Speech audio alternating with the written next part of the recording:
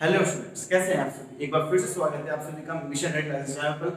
तो आज हम आप सभी के लेके आए 11th क्लास की अकाउंटेंसी। तो शुरू करने से पहले एक छोटा सा क्वेश्चन है आप सभी से कि जब हमने स्टार्टिंग सबसे पहले जब मैथ सीखी थी तो सबसे पहले हमें क्या सिखाया गया था? हमें एलसीएम सिखाए गए थे या हमें एचसीएफ सिखाए गए थे? कहीं मल्टीप्लिकेशन तो नहीं था या डिवीजन था? नहीं सर, कैसी बातें कर रहे हो। हमने सबसे पहले जो चीज सीखी थी वो थे नंबर्स। तो मैथ्स को सीखने से पहले सबसे पहले हमें ये बताया गया था कि मैथ्स में क्या चीजें अप्लाई होंगी, मैथ्स में क्या चीजें आती हैं, उनका मतलब क्या है। तो अगर मैं अकाउंट्स आज पहली बार स्टार्ट करोगे आप लोग 11th क्लास में, अगर आपका पहला लेक्चर है, तो अगर मैं आज आपको सिखाऊं कि अकाउंटेंसी क्या होती है, क्यों होती है, इससे फायदे क्या है सर, और सर कैसे कैसे सीखते हैं इसको, तो ये बताओ तो इसका बेनिफिट नहीं है। सबसे पहले मेरे को बताना चाहिए कि अकाउंटेंसी में क्या क्या यूज होता है। तो आज हम जो चैप्टर करेंगे उसका नाम है बेसिक अकाउंटेंसी टर्म। ठीक है, तो बेसिक अकाउंटिंग टर्म के अंदर ध्यान सुना, बेसिक अकाउंटिंग टर्म के अंदर वो सारे टर्म्स हैं जो अकाउंटिंग में यूज होने वाले हैं। ठीक है, तो पहले उनके बारे में जानेंगे, उसके बाद हम चैप्टर फर्स्ट करेंगे जिसका नाम है इंट्रोडक्शन टू अकाउंटिंग। ठीक है, तो शुरू करते हैं भाई। पहला जो हमारा टर्म है वो है बिजनेस ट्रांजैक्शन। बिजनेस ट्रांजैक्शन, अच्छा चलो बिजनेस को साइड हटाओ, ट्रांजैक्शन मतलब तो सुना हुआ सा लगता है। तो ट्रांजैक्शन का मतलब क्या होता है? अबे ट्रांजैक्शन का मतलब सिंपल है सर, किसी भी चीज की लेन देन करना। तो किसी भी तरह का लेन देन की प्रक्रिया को हम क्या कहते हैं? ट्रांजैक्शन कहते हैं। सपोज आपको रजिस्टर चाहिए था, आप एक स्टेशनरी पे गए, पैसे दिए, रजिस्टर ले लिया, दैट्स अ ट्रांजैक्शन। तो किसी भी प्रकार के लेन देन की प्रक्रिया को हम कहते हैं ट्रांजैक्शन। तो जब यही लेन देन की प्रक्रिया जो बिजनेस में होती है उसको हम क्या कहेंगे? बहुत सिंपल है सर, उसे हम कहेंगे बिजनेस ट्रांजैक्शन। तो बिजनेस ट्रांजैक्शन क्या होती है? एक फाइनेंशियल इवेंट होता है जो बिजनेस की फाइनेंशियल पोजीशन पर इफेक्ट करता है। ठीक है, ये हमेशा पैसों में होगा, अगर पैसों में नहीं होगा तो हम अकाउंटेंसी के अंदर से नहीं लिखते। ठीक है, तो कुल मिलाकर ये एक इकोनॉमिक इवेंट होता है। क्लियर है? तो बिजनेस ट्रांजैक्शन क्लियर है। नेक्स्ट टॉपिक है हमारा capital, drawings, interest on capital और इंटरेस्ट ऑन ड्राइंग। ये चारों टॉपिक जो हैं वो एक ही चीज से समझ में आएंगे जो मैं बनाने वाला हूं। बच्चों एक बात ध्यान रखना, हमारे अकाउंट्स में एक छोटी सी बात है, हम ये मान के चलते हैं कि भाई बिजनेस और उसका मालिक दोनों अलग अलग हैं। दोनों तो अलग अलग है, दोनों एक नहीं है। अगर बिजनेसमैन आपका दोस्त है तो बिजनेस आपका दोस्त नहीं है, बिजनेस तो अपने असूलों से चलेगा। ठीक है, तो इस चीज को हम मान के चलते हैं। तो इसी चीज से भाई एक बात निकल के आती है, भाई हम अगर मानते हैं कि बिजनेस एंड बिजनेसमैन दोनों अलग अलग है। अब भाई जब दोनों अलग अलग हैं तो आपस में बात कर सकते हैं। मान लेते हैं कल को कि जब दोनों अलग अलग हैं तो आपस में बात कर सकते होंगे। तो ध्यान से देखना चाहिए, दोनों आपस में बात करते हैं तो बिजनेस कहता है बिजनेसमैन से कि भाई तू मेरे अंदर पैसा लगा। बिजनेस कहता है किससे? बिजनेसमैन से कि यार तू मेरे अंदर ना पैसा इन्वेस्ट कर। बिजनेसमैन कहता है चल ठीक है मैं तेरे अंदर पैसा इन्वेस्ट करता हूं। तो बिजनेसमैन बिजनेस के अंदर पैसा डालता है। तो जो पैसा बिजनेसमैन के द्वारा बिजनेस में लगाया जाता है, इंट्रोड्यूस किया जाता है या इन्वेस्ट किया जाता है, उस पैसे को हम कैपिटल कहते हैं।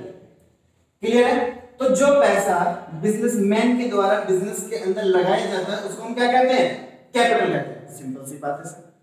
अब बिजनेस से बिजनेसमैन कहता है यार मैंने तुझे पैसा दिया, तू मुझे क्या देगा? तो बिजनेस कहता है yes I will give you a profit, मैं आपको प्रॉफिट दूंगा। तब बिजनेसमैन कहता है सुन पागल तो बनाइए किसी और को, प्रॉफिट तो मुझे तब होगा ना जब मैं इसके अंदर काम करूंगा, अगर मैं काम ही नहीं करूंगा तो मुझे प्रॉफिट किस बात का?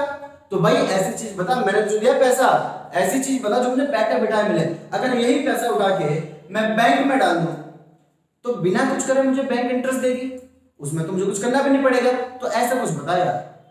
तब बिजनेस कहता है बिजनेसमैन से ठीक है भाई अगर तेरे को बैंक इंटरेस्ट देगी तो हम भी तेरे को इंटरेस्ट दे देंगे। तो बिजनेस इस कैपिटल के ऊपर बिजनेसमैन को क्या देता है जी? इंटरेस्ट देता है, जिसको हम किस नाम से जानते हैं? इंटरेस्ट ऑन कैपिटल के नाम से जानते हैं। क्लियर है भाई? तो इसको हम किस नाम से जानते हैं? Interest on capital. ठीक है, आगे आते हैं। अच्छा एक चीज बताओ, क्या बिजनेसमैन को जरूरत नहीं पड़ती पैसे की? ये किसी चीज की बिजनेस से जरूरत पड़ती है भाई, हर किसी को किसी ना किसी जरूरत पड़ती है। ठीक है, तो बिजनेस को अगर मैं फॉर एग्जांपल लेते हैं, चलो मैं हूं, ठीक है, मैंने एक बिजनेस खोला, मैंने जब एक बिजनेस खोला, मैंने गारमेंट्स का बिजनेस खोला। अब एक गारमेंट्स का बिजनेस खोला, मेरे भी सोशल रिलेशन है। तो सपोज को मेरे कोई फ्रेंड आए, समझ रहे हो, ठीक है, तो भाई मेरी कोई फ्रेंड आई और उसने बोला ये ड्रेस मेरे को बहुत अच्छी लगती है, ये ड्रेस मेरे को चाहिए। अब भाई शॉप मेरी है, मैंने कहा भाई ठीक है ले जाए। क्या मेरी हिम्मत होगी उससे पैसा मांगने की? नहीं। तो भाई मैंने उससे पैसा ले लिया, पर बिजनेस से चला गया, मेरे पास से नहीं गया, बिजनेस से गया। अब जब बिजनेस से चला गया, क्या बिजनेस को इस चीज का पैसा मिला? नहीं। तो वो जो ड्रेस गई है वो पैसों में नहीं गई, वो किसके पर्पस से गई? मेरे पर्सनल यूज से गई है। भाई जो भी था वो मेरा पर्सनल था ना, बिजनेस का तो नहीं था। तो जब भी मालिक अपने पर्सनल यूज के लिए बिजनेस से कुछ भी निकालता है, तो जब भी बिजनेसमैन अपने पर्सनल यूज के लिए बिजनेस से कुछ भी निकालता है, कुछ भी, चाहे वो कैश में हो या काइंड में हो, ठीक है, चाहे वो पैसा हो या सामान, तो कुछ भी जो निकालता है बिजनेस में, बिजनेस से बिजनेसमैन, उसको हम क्या कहते हैं? उसको हम कहते हैं, उसको हम ड्राइंग्स के नाम से जानते हैं। किस नाम से जानते हैं? ड्राइंग्स के नाम से जानते हैं। अब आगे देखिए, अब भाई बिजनेस कहता है बिजनेसमैन से, अब फंसा पे हूं पहाड़ के नीचे। जब तूने मुझे पैसा दिया था तो तूने उस पैसे पे ब्याज लिया, इंटरेस्ट लिया। इस बार मैंने दिया है तुझे, तू मुझे क्या देगा? भाई बिजनेसमैन जो है वो लाचार होता है इस बात, तो कहता है ठीक है भाई तूने दिया था ना, मुझसे भी ले ले, जो तूने दिया उस पे मैं भी इंटरेस्ट दे दूंगा। तो तब बिजनेसमैन बिजनेस को इस ड्राइंग के ऊपर क्या देता है? इंटरेस्ट देता है, जिसको हम इंटरेस्ट ऑन ड्राइंग्स कहते हैं। क्लियर है सभी को? एक बार देख लीजिए इसे, फिर आगे बढ़ते हैं। तो आगे आते हैं, अगला टॉपिक है हमारा वो लायबिलिटीज। भाई लायबिलिटी वर्ड सुना तो है हमने कई बार अपने पूरे जीवन में, अपने पूरी लाइफ में लायबिलिटी सुना तो है यार, लोगों को बोलते हुए कहीं पढ़ा भी लायबिलिटी। एग्जैक्ट मतलब क्या होता है लायबिलिटी का? अगर मैं कहूं इसे हिंदी में, लोग, मैं अगर किसी पूछते ना लायबिलिटी का दायित्व, तो देखो इसका हिंदी ट्रांसलेशन है दायित्व, मतलब क्या है, मीनिंग और ट्रांसलेशन में फर्क होता है। तो अगर मैं लायबिलिटी का मतलब कहूं तो मैं अगर सिर्फ दूं तो आपकी जिम्मेदारी, लायबिलिटी क्या? आपकी जिम्मेदारी जो आपको करना पड़े, ठीक है। फॉर एग्जांपल मैंने आप लोगों से या मैंने राम से 5,000 रुपए उधार लिए, तो अभी मेरी लायबिलिटी है कि मैं उसके 5,000 रुपए वापस करूं। मैंने पैसे उधार लिए, अभी मेरी लायबिलिटी है कि मैं उसके पैसे वापस कर दूं, तो इसको लायबिलिटी कहेंगे, इसको हम दायित्व कहेंगे, और इसको मैं मेरी जिम्मेदारी कहूंगा, ठीक है। सर तो जब पैसे उधार लेते हैं सिर्फ वही लायबिलिटी होती है? इतना ही तो सिंपल है, सिंपल। तो इतना घुमा के कहने की जरूरत है, सिंपल से कह दो जो हम उधार लेते हैं वो हमारी लायबिलिटी है ना, सिर्फ वो लायबिलिटी नहीं। मैंने उधार वर्ड यूज नहीं किया, मैंने वर्ड यूज किया जिम्मेदारी, जो आपको करना पड़े, ठीक है। तो ये तो एक एग्जांपल है लायबिलिटी का, जो मैंने उधार ले लिया। अगर मैं कहूं आपका काम जो है ना कॉन्ट्रैक्ट लेने का, ठीक है, मान लो आप पनीर का कॉन्ट्रैक्ट लेते हो, फॉर एग्जांपल आप पनीर का कॉन्ट्रैक्ट लेते हो और घर पे पनीर देके आते हो उस बंदे के, मैंने आपको कहा कि भाई ये लो पैसे और कल को 10 किलो पनीर मेरे घर पे पहुंच जाना चाहिए, मैं पैसे देके आ चुका हूं।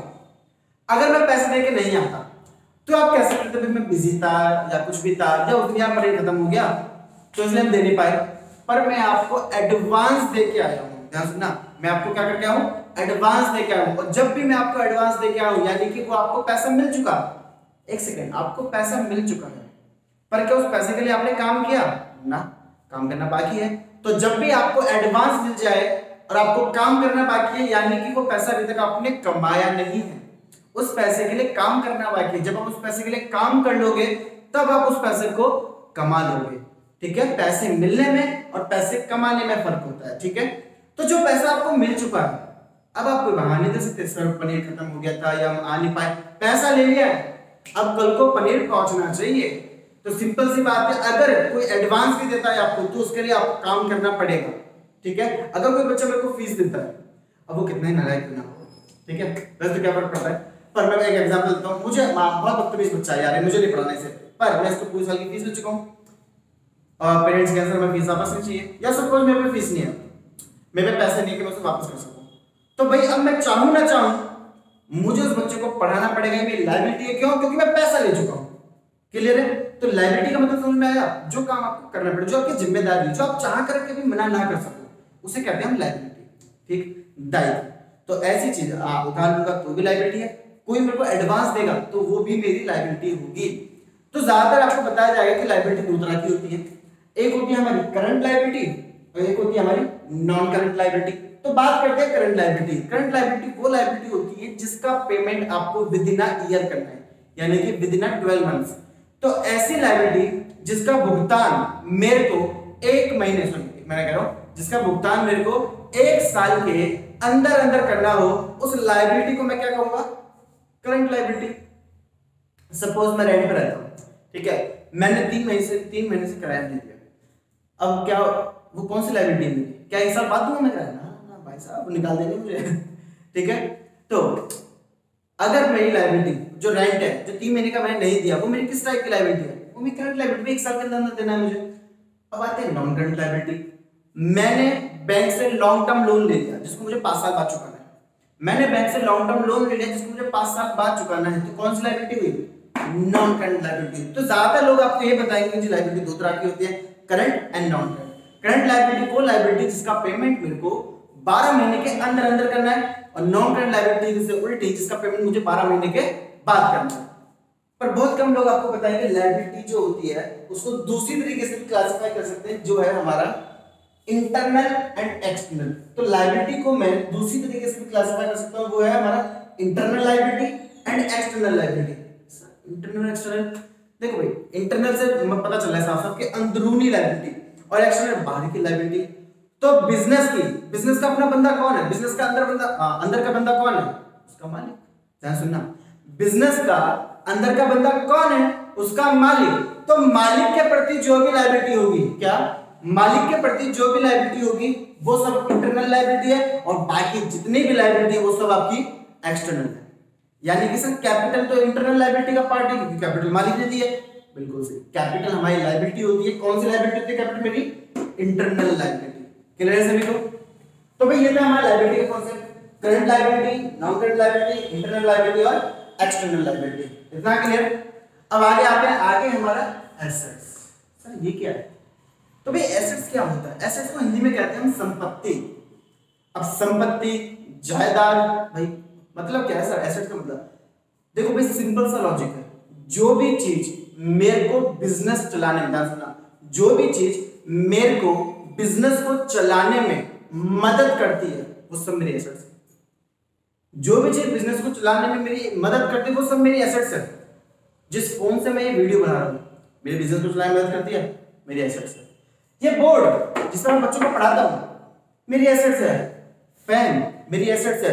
ये बिल्डिंग जिसमें मैं खड़ा हूं मेरी एसेट्स है। बिजनेस को चलाने में मेरी मदद करती है। तो कोई भी ऐसी चीज जो मेरे को अभी या इन फ्यूचर में फायदा देगी वो सब मेरी एसेट्स है। टेबल्स, बेंच, मार्कर, और भाई आपका क्या कहूं, डस्टर, ये सब मेरी एसेट्स है। तो ये सब मेरे बिजनेस की एसेट्स है। तो किसी का बिजनेस अगर फर्नीचर का, तो लकड़ी, बिल्डिंग, मशीनरी जो काट रही है उसको, लकड़ी को, वो सब उसकी क्या है? संपत्ति, वो सब उसकी एसेट्स है। तो एसेट्स का मतलब क्लियर है? एसेट्स हर वो चीज है जो बिजनेस को चलाने में आपकी मदद करे, जो आपको करंट सिचुएशन पे या इन फ्यूचर कभी भी आपको फायदा दे, वो सब आपकी एसेट्स है। क्लियर है? अब एसेट्स को भी दो रूप में क्लासिफाई किया गया है, current assets and non current assets. ठीक जैसे लायबिलिटी में पढ़ा था ना, बिल्कुल ठीक लॉजिक है, बिल्कुल डिटो लॉजिक है कि करंट एसेट्स वो एसेट्स जिसको मैं 12 महीने के अंदर अंदर यूज करके खत्म कर दूं। तो करंट एसेट्स वो एसेट्स हैं जिसका यूज मैं सिर्फ 1 साल के अंदर अंदर कर सकता हूं, 1 साल के अंदर उसे कंज्यूम करके हटा दो जी। तो वो एसेट्स मेरी कौन सी थी? वो एसेट्स है मेरी करंट एसेट्स।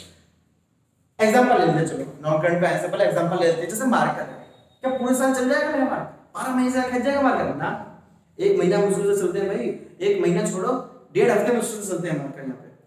तो भाई मेरा मार्कर क्या है?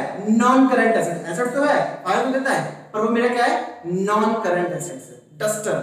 डस्टर जो है भाई अगर हिसाब से यूज करो तो 6-7 महीने खर्च जाता है, बट अगर रगड़ रहे हैं तो मुश्किल से भाई 5 महीने 4 महीने खर्चता है वो। तो डस्टर भी मेरी एक तरह की कौन सी है? नॉन करंट एसेट्स है। ठीक है, अब मैं आता हूं, सॉरी करंट एसेट्स, अब मैं आता हूं non current assets. Non current asset भाई अगर करंट एसेट 12 महीने के अंदर खत्म हो जाती है तो वैसी बात है नॉन करंट कौन सी होगी? ऐसी एसेट जिसका इस्तेमाल, जिसका यूज मैं 12 महीने के बाद भी कर सकता हूं, जो खत्म नहीं होती 12 महीने के अंदर। लाइक बोर्ड है कि सालों में खत्म हो जाएगा? पंखा साल भर में खत्म हो जाएगा? नहीं। जमीन जिस पर मैं खड़ा हूं साल भर में खत्म हो जाएगी ना। तो भाई ये सारी एसेट्स जो मेरे को एक साल से ज्यादा फायदा दे, एक साल तक फायदा दिया करंट, एक साल से ज्यादा फायदा दिया नॉन करंट। क्लियर है? ये बेंच हो गए, चेयर्स हो गई, टेबल हो गई, ये सब मेरी क्या है? ये सब मेरी नॉन करंट एसेट्स है। अब भाई नॉन करंट एसेट्स को फर्दर क्लासिफाई किया गया दो कैटेगरीज में, टेंजिबल एसेट्स, इंटेंजिबल एसेट्स। अब सर ये क्या है? तो टेंजिबल एसेट्स सुनेंगे पहले। Tangible assets are those assets which can have their physical existence, जिन्हें आप भाई जिनका भौतिक रूप से अस्तित्व है, जिन्हें आप देख भी सकते हो और छू भी सकते हो। एक सेकंड, जिन्हें आप देख भी सकते हो और छू भी सकते हो। सर ये बोर्ड देख भी रहा छू भी रहा हूं, हां भाई टेंजिबल है। ये ट्राइपॉड जिस पर मेरा फोन लगा हुआ है देख भी रहा हूं छू भी सकता हूं, टेंजिबल एसेट्स है। सर ट्यूबलाइट, हां टेंजिबल है भाई, पर ट्यूब को हम नॉन करंट में नहीं रखेंगे, करंट में रखेंगे क्योंकि वो साल भर के अंदर हो सकता है खराब हो जाए। ठीक है, तो अब ध्यान सुनना, टेबल बेंचेस सबको जितनी भी संपत्ति सब कुछ छू सकते हैं, तो सारी भी टेंजिबल है। अब देखते हैं आगे। तो टेंजिबल का मतलब समझ में आया कि भाई जिन्हें मैं देख भी पाऊं छू भी पाऊं सब टेंजिबल एसेट्स है। और अभी आपको लग रहा है कि सारी टेंजिबल होंगी क्योंकि सबको देखो छू सकते हैं। एक सेकंड सर, इंटेंजिबल का मतलब कहीं ये मत कह देना जिनको देखो छूना सब। बिल्कुल सही भाई, इंटेंजिबल एसेट्स मेरी वो एसेट्स होती है जिनको ना मैं देख सकता हूं और ना ही छू सकता हूं, जिनका फिजिकल एग्जिस्टेंस है ही नहीं। सर हवा की बात कर रहे हो? हवा ना ना ना, भगवान का आशीर्वाद सब कुछ जुड़ी होता है। सर ना दिखता ना हम छू सकते, पर वो हम पे बना रहता है। नहीं, ना भगवान ना हवा, ऐसी चीज जो आपको बहुत काम करके देगी वो आपकी इंटेंजिबल एसेट्स में आती है। फॉर एग्जांपल, चलो एग्जांपल की बात करता हूं मैं। अक्षय कुमार जब पहली बार इंडस्ट्री में आया था, उसकी जो पहली मूवी थी, पहली 3 मूवी ही फ्लॉप गई थी। क्यों ऐसा क्यों था? क्या लोग उसे जानते थे? नहीं, उसे लोग नहीं जानते थे, तो भाई मूवी फ्लॉप हो गई। अच्छा, आज के टाइम पे अक्षय एक साल के अंदर 4 पिक्चरें निकाल देता है, चारों हिट चल जाते हैं। क्यों? क्या सब लोग जानते हैं उसे? क्या उसका नाम है क्या? हाँ। इस नाम को क्या तुम देख सकते हो? नहीं। इस नाम को जिसका नाम हो रखा है उसे छू सकते हो? नहीं। तो ये क्या है? इंटेंजिबल ही तो है। इस नाम को अगर मैं गुडविल कह दूं तो चलेगा? इस नाम को अगर मैं उसकी शान कह दूं तो चलेगा? क्लियर है? तो ये नाम जो है, जो ये फेम है, क्या ये उसकी गुडविल जो उसने कमाई है। अगर मैं बात करूं एक रेडी वाला बर्गर और एक मैकडॉनल्ड्स का बर्गर, कौन ज्यादा पैसे कमाता है? वैसी बात है सर, मैकडॉनल्ड्स वाला बर्गर। कौन ज्यादा मेहनत करता है? सर रेडी वाला बर्गर मेहनत करता है भाई। जो एमसीडी आती है वो ठेला छुपाता फिरता है अपना, खुद ही पूरा स्टाफ संभालता है। स्टाफ क्या अकेला बंदा होता है वो रेडी पे, ठीक है, आवाजें लगा देता है कभी कभी, तो उसे बहुत ज्यादा मेहनत करनी पड़ती है। फिर भी वो अपना बर्गर 20 रुपए में बेचता है, जबकि वहीं पे मैकडी का बर्गर, मैकडॉनल्ड्स का बर्गर, ना वो आवाज लगाता ना उसे किसी बात का डर, और वहां पे हर चीज के अलग स्टाफ है। वहां सफाई अलग करेगा, बनाएंगे अलग, ऑर्डर अलग लेंगे, तो वहां पे हर चीज का अलग स्टाफ है, पर वो फिर भी ज्यादा प्रॉफिट में है। क्यों? नाम है। आप मैकडॉनल्ड्स का बर्गर खाने के लिए 2 किलोमीटर दूर चले जाओगे, पर एक रेडी का बर्गर खाने के लिए आपको यार उस रेडी का बर्गर बड़ा अच्छा था, रेडी का बर्गर खाने 2 किलोमीटर पहुंच जाए, कभी वहां चक्कर लगा तो खाएंगे, वहां नहीं जाओगे। तो ये किसका फर्क है? ये गुडविल का फर्क है, नाम का फर्क है। जो गुडविल है, कैसे छू पाते हो आप? नहीं। कैसे देख पाते हो? नहीं, पर इसे महसूस कर पाते हो। तो गुडविल वो चीज है जो आपको एक्स्ट्रा प्रॉफिट, गुडविल वो चीज है जो आपको एक्स्ट्रा प्रॉफिट कमा के देती है विदाउट एक्स्ट्रा एफर्ट्स, बिना ज्यादा मेहनत के ज्यादा प्रॉफिट कमाती है, वो है गुडविल। तो गुडविल हमारी क्या होती है? Intangible assets. सिर्फ गुडविल ही इंटेंजिबल है, और बहुत सारी चीजें हैं, ट्रेडमार्क, कॉपीराइट, पेटेंट राइट, आपका सॉफ्टवेयर, ये सब हमें इंटेंजिबल एसेट्स में आते हैं। ठीक है, तो एसेट्स और लायबिलिटी दोनों क्लियर हुआ, तो इसको आप देख लीजिए। आज के लिए इतना ही, अगले वीडियो में अगले पार्ट की बात करेंगे। ये थोड़े से लंबे लंबे पार्ट थे जो समझाने बहुत जरूरी थे। ठीक है, लायबिलिटी हुआ, एसेट्स हुआ, ये जब तक आप अकाउंटेंसी पढ़ोगे तब तक आपके सामने ये वर्ड्स आएंगे, तो इनके बारे में जानना बहुत जरूरी था। नेक्स्ट क्लास में हम इसके आगे की बात करेंगे। तो आज के लिए इतना ही, ठीक है, बाय।